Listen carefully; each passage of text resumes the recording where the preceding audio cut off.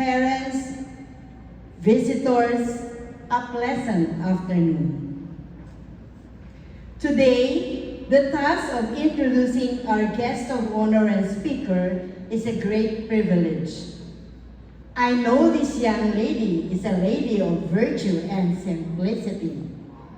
She is a living inspiration to young ones like you.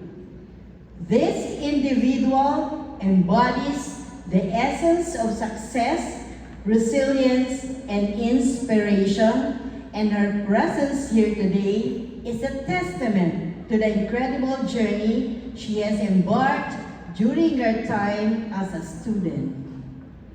She is the middle and only daughter of Mr. Philbert Brian Soliesta and Miss Mary Jean Soliesta, with siblings Brian Miguel and Philbert Miguel. She graduated her basic education at Davao Christian High School with high honors.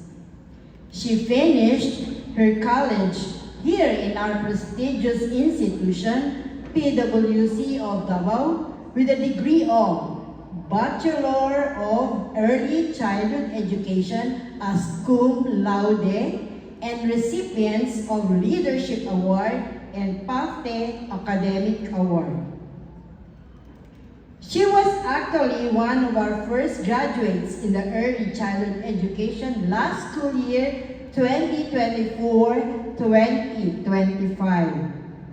She was an active student both in curricular and co-curricular.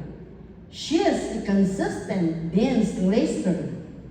She is the editor-in-chief of Equivox, our TED school paper in school year 2024-2025, President of the Supreme Student Council in school year 2023-2024, Secretary of the Supreme Student Council in school year 2022-2023, and representative of the Educators Guild Bachelor of Early Childhood Education program.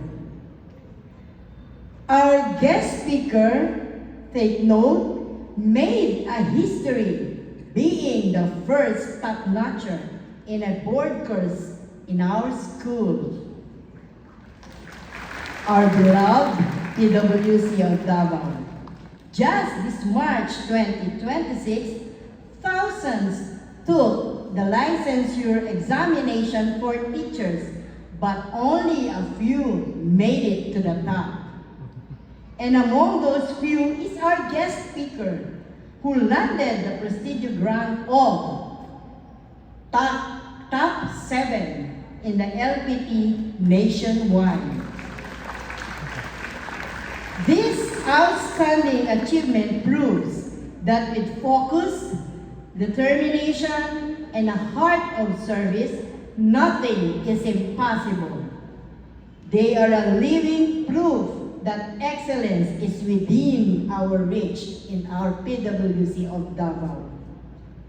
Let us welcome, with a big round of applause, our achiever and inspirational speaker, Francine Sofia Beauty Viray Soliesta.